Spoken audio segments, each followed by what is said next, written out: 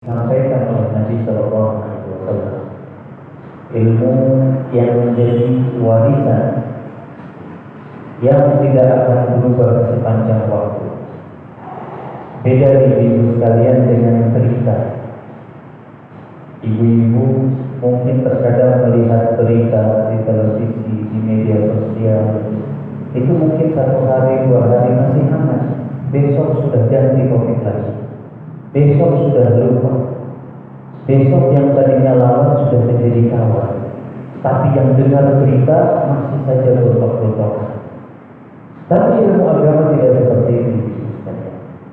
Ilmu agama dari zaman Nabi Sallallahu Alaihi Wasallam sampai dengan zaman kita itu sama isinya. Sama apa yang kita dapatkan. Dan itulah kemuliaan ilmu. Allah yang menjaga Al-Quran yang sebagai pedoman umat Islam yang kemudian kita diperintahkan untuk mempelajari, yang kemudian keselamatan bagi mereka-mereka yang belajar ilmu, kebahagiaan, keberuntungan bagi siapa saja yang belajar ilmu.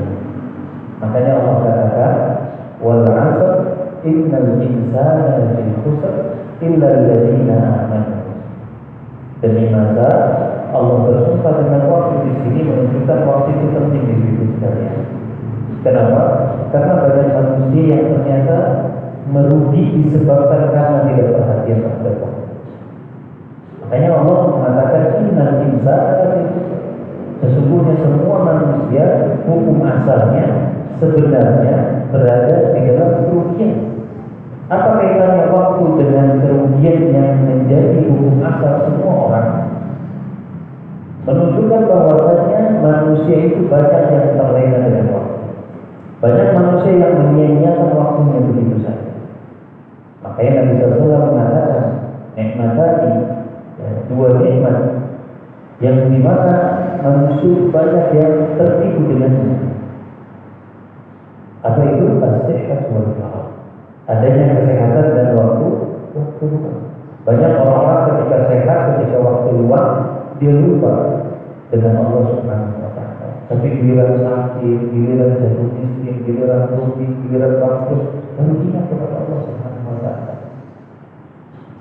Oleh karenanya Allah mengatakan bahwasanya waktu adalah perkara yang penting dan asalnya manusia itu merugi kecuali 4 golongan. Di mana golongan yang pertama Allah katakan alladzina amanu. Atau di dalam ayat tersebut lebih lengkapnya illal ladzina amanu, kecuali orang-orang yang beriman. Orang beriman itu sekalian, tidak mungkin mereka tidak punya ilmu, tidak mungkin mereka tidak belajar, tidak mungkin mereka tidak tahu tentang agama Islam, tidak mungkin mereka tidak tahu tentang Allah, tidak mungkin mereka tidak tahu tentang Rasulullah Sallallahu Alaihi Wasallam. Tapi karena mereka tahu siapa Allah, apa yang mereka haruskan terhadap Allah, apa tujuan mereka diciptakan oleh Allah di dunia, makanya mereka kemudian memiliki ilmu yang kemudian dari ilmu itu adalah mereka amalkan. Wa amilus shalihat, dan mereka yang beramal saleh, beramal baik. Wa tawassaw bil haqq, dan saling mengingatkan. Nanti di luar majlis, di luar halaqah atau di luar kegiatan ilmu, ibu-ibu mungkin nanti akan saling mengingatkan sesama saudara, kerabat, teman, sejawat. Kenapa? Karena kita ingin mendapatkan kebaikan. Kita ingin semua mendapatkan keberuntungan dengan cara saling mengingatkan. Meskipun hal itu adalah hal yang sepele, tapi kalau kita niatkan kepada Allah Subhanahu wa Ta'ala, maka kita mendapatkan keberuntungan. Wa tawassaw bis sabr. Kemudian jangan lupa diingatkan juga agar terus sabar. Sabar di dalam perjalanan menuntut ilmu, sabar di dalam perjalanan beramal, sabar di dalam perjalanan menyampaikan kebenaran. Ya, betapa banyak kita ketika lagi berjalan menuntut ilmu ada gangguan. Ilmu mengamalkan juga tetap ada gangguannya. Apalagi menyampaikan ilmu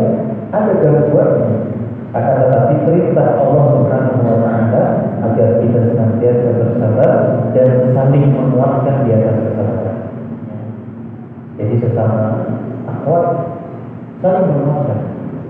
Jangan saling memprovokasi untuk tidak semangat. Karena ini nanti yang berbahaya. Oleh karenanya kita berupaya untuk menjadi golongan yang beruntung tersebut, dan bahkan di antara keutamaan menuntut ilmu yang pernah kita sampaikan di pertemuan sebelumnya adalah mereka mendapatkan doa dari seluruh makhluk. Bahkan malaikat mendoakan para penuntut ilmu, dan ikan-ikan yang ada di lautan ini mendoakan para penuntut ilmu. Ya, jadi ibu sekalian, berbahagia, bangga dengan kedudukan sebagai seorang talib, seorang pelajar, seorang penuntut ilmu. Ya, karena sebenarnya derajat tinggi itu bukan dengan dia jadi direktur, dia jadi jenderal ataupun yang lain sebagainya. Derajat orang beriman yang tertinggi adalah ketika dia benar-benar menjadi penuntut ilmu dan dia mengajarkan. Nabi Shallallahu Alaihi Wasallam yang mengatakan di dalam hadisnya, dunia manusia, dunia itu semuanya terangkan, hina itu, dunia itu semuanya hina. Illa dzikrillah, kecuali dizikir kepada Allah. Kalau seseorang yang berzikir kepada Allah, maka dia menjadi tinggi derajat. Wa mawala, dan dia saling mengingatkan, saling menasihati, atau dia saling mencintai karena Allah. Wa'alimun awunan, dia yang belajar atau dia mengajarkan ilmu. Itu orang-orang yang punya derajat itu, derajat itu. Orang yang ingat kepada Allah, orang yang cinta karena Allah, orang yang menolong karena Allah, kemudian orang yang belajar dan orang yang mengajarkan ilmu.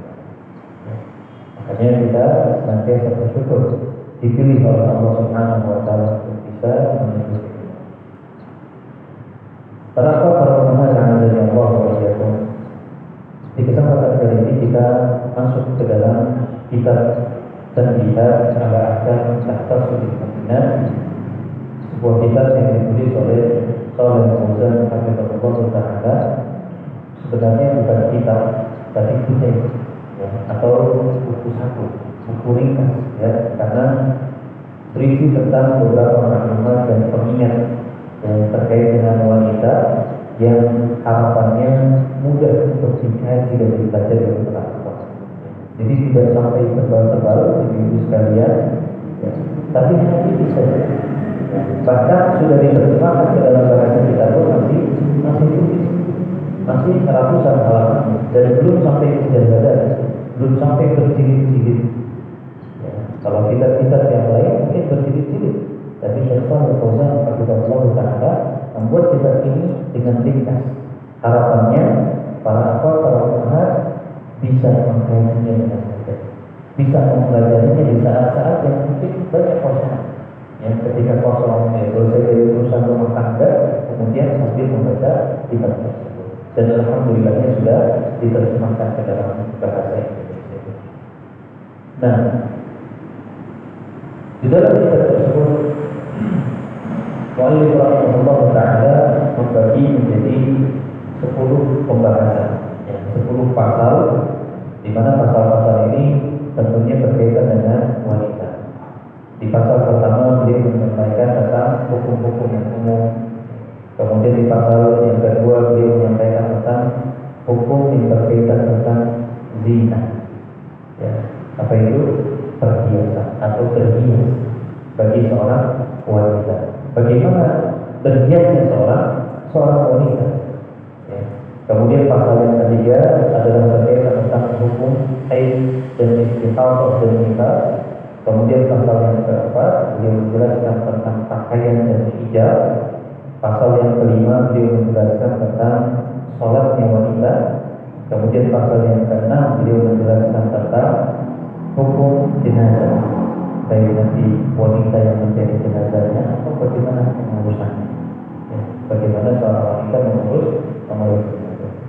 Kemudian pasal yang ketujuh beliau menjelaskan tentang saum yang khusus bagi wanita, apa saja yang berkaitan tentang saum. Kemudian yang kedelapan terkait tentang hukum haji dan umrah. Kemudian yang kesembilan bagaimana tentang hukum sebagai seorang istri, ya, antara sesama pasangan suami istri. dan bagaimana ketika terjadi sebuah permasalahan ataupun polemik di dalamnya. Dan yang ke-10 adalah tentang bagaimana Islam menjaga karomah, menjaga kemuliaan seorang wanita. Bagaimana Islam menjaga benar-benar seorang wanita. Ini di antara pembahasan yang dibawakan oleh beliau di dalam kitab ini, dan tentunya menarik untuk dikaji ibu-ibu sekalian yang Allah berkaitan. Dan tentu kita akan membahas lebih fokus ke dalam apa yang beliau tulis, baru kemudian ketika kita butuh penjelasan yang lebih atau yang lain, baru kita akan buka pembahasan dari penjelasan para ulamanya yang lainnya. Al-Faslul Awwal, ataupun kita masuk ke dalam pembahasan pasal yang pertama. Pasal yang pertama ini berkaitan tentang hukum secara umum. Di sini beliau membawakan tentang bagaimana kedudukan wanita sebelum Islam, kemudian kedudukan wanita di masa Islam. Beliau memberikan gambaran-gambaran secara umum. Kemudian yang ketiga yang beliau ingin sampaikan kepada kita terkait dengan masalah ini adalah tentang bagaimana orang-orang yang ingin menjadikan wanita itu menjadi zina. Ada ternyata musuh-musuh Islam, orang-orang yang tidak senang ketika wanita itu diangkat derajat oleh Islam, oleh syariat Islam. Dan nanti akan kita pelajari bagaimana tentang bagaimana tentang kaidah-kaidah seorang wanita ketika dia harus keluar dari rumah. Yang pertama, ibu-ibu sekalian yang Allah, bagaimana wanita sebelum Islam? Beliau menjelaskan, dan ini juga banyak sekali.